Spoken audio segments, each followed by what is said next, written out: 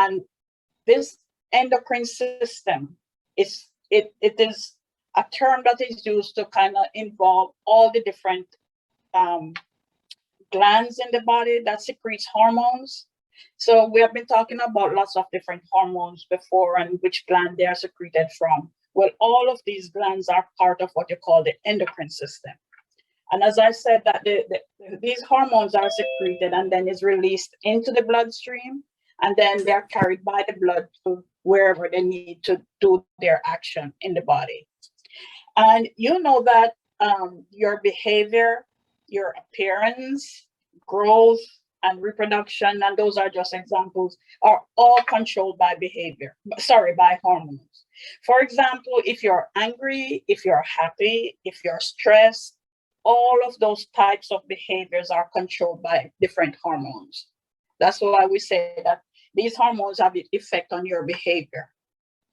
Because if you're stressed, it means that you have a lot of cortisol being produced, and that gets into the bloodstream and causes you to behave in whatever ways that these stress hormones have effect on you, because different people react to stress differently. So we're going to talk about some of these glands that secrete these hormones.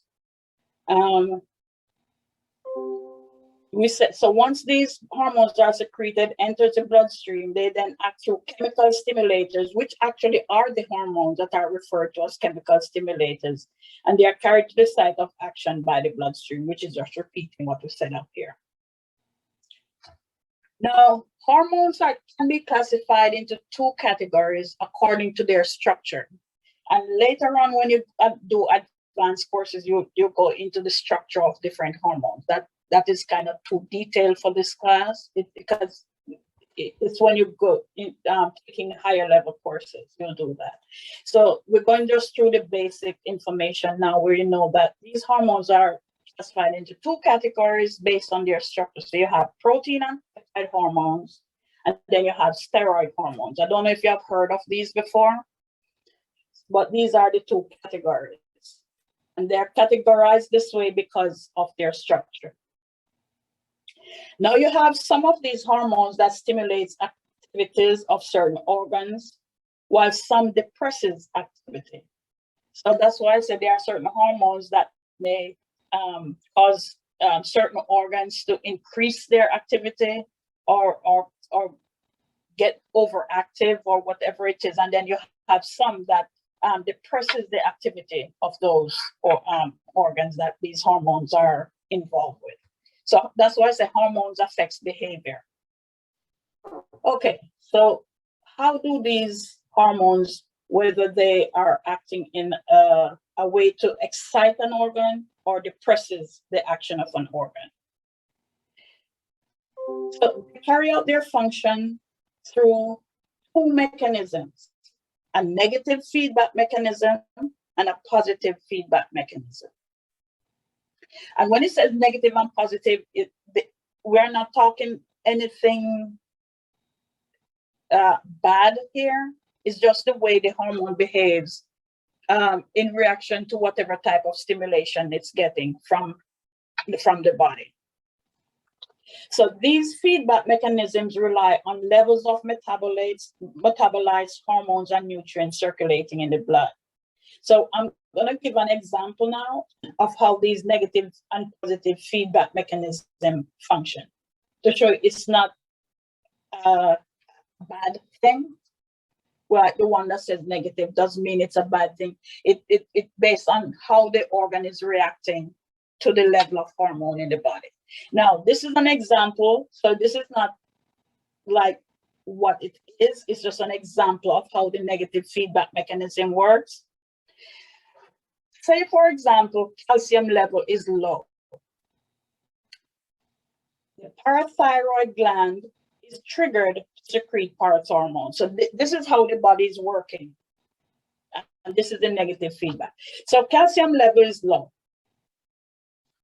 Once the body recognizes the low level of calcium, the parathyroid gland is triggered to secrete this hormone, parathormone, or it can be referred to as parathyroid hormone. This hormone then mobilizes body calcium which increases the concentration of calcium in the blood, and then the parathyroid secretion decreases. In this instance, the endocrine gland is reacting to the absence of a compound. So that is why I say when you see negative feedback, it's not a negative thing or a bad thing. It is how it is reacting to what the body is saying. So this example is where you have a compound that is low in the body recognizing the low level of calcium, then triggers this endocrine gland, which is the parathyroid gland, to secrete this hormone.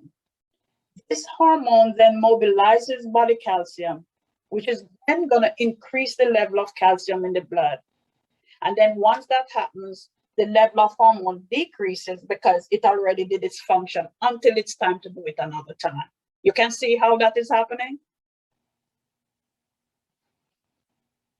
You guys understand that? Okay, so that is an example of how negative feedback mechanism works.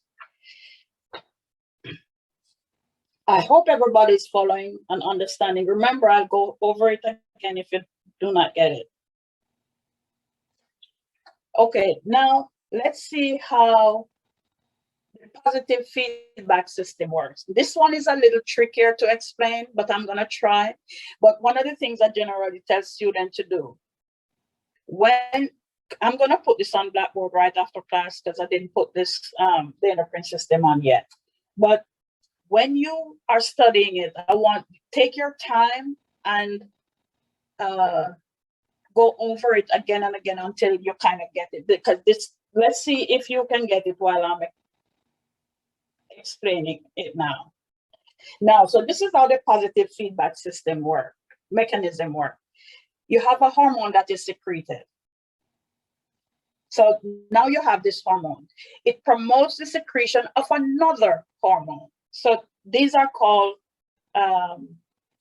releasing hormones, which we talk about in a little bit. So you have one hormone that is secreted that then goes to another gland and trigger that gland to secrete another hormone. This hormone then goes back to the original endocrine gland and stimulates it to produce more of the original hormone. Okay, that is why I say you'd have to sit down and kind of, because that's how I study as well. I'll kind of have it explained, and then once I sit down to study it, I then take my time and try to say, oh, so that's what happens. One hormone is secreted, it goes to another gland and triggers it to secrete another hormone, and then that hormone that is triggered then goes back to the original gland and stimulates it to produce more of the original hormone. Now, this is an example of how that works. The hypothalamus is stimulated to produce gonadotropin releasing hormone. Remember, this is just an example I'm using. So the hypothalamus is stimulated to produce gonadotropin releasing hormone. This gonadotropin releasing hormone causes it then goes to the anterior pituitary and stimulates it to produce luteinizing hormone. You guys have heard about that before. Luteinizing hormone then goes to the ovary and stimulates it to produce progesterone, which is another hormone. Progesterone then go back and stimulates the hypothalamus to produce more gonadotropin releasing hormone. So you see how all these hormones are working. So this is the positive feedback. So what I want you guys to do when you get this PowerPoint is to sit down and go through it and think about each step, what is happening at each step, and you'll get it. Anybody get it by just me talking about it, or you think once you sit down and go over it, you'll get it? Probably have to study a little bit more. Yeah, I figured that. The only reason that I understand it is because I already had a really high biology class last semester, and it was nothing but about the endocrine system. So okay. That's why I understand it. Okay. Yeah, that's good. Once you have some experience with it, you'll kind of understand it. But if it's the first time you're doing it, it takes a while for you to actually sit with the information and say, oh, so that's how it works. So that's showing you the difference between the negative feedback mechanism and the positive feedback mechanism on how hormones work in the body. Okay. So now let's go to some of these endocrine glands we have been talking about that secretes these hormones. We already talked about the ovary, and we say that we know what that it secretes estrogen. And so these are just some of the glands that we are going to talk about. Maybe not all of them, but as many of them as we can. And there are more, but these are kind of some of the major ones. The ovary, the pineal gland, the thyroid, parathyroid, which we just, in the example I use, I talk about that. The pituitary gland, the adrenal gland, islets of Langerhans, and the ultimobranchial body. So we're going to talk about some of these, what hormone they produce, and the function of these hormones. Now, this is just a schematic diagram of the chicken, kind of showing you where some of these endocrine glands are located.